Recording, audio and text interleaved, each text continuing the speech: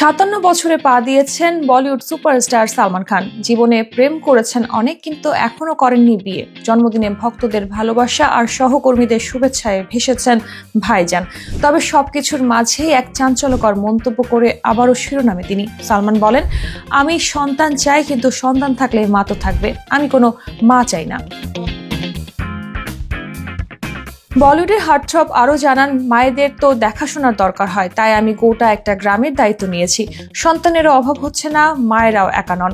এতেই থেমে থাকেননি সালমান। তিনি জানান, বোন অর্পিতার সন্তান আহিল আর আয়াত তার চোখের মণি। এদিকে সালমান শিশু শিল্পীদের সঙ্গে সহজেই গড়ে তোলেন বন্ধুত্ব।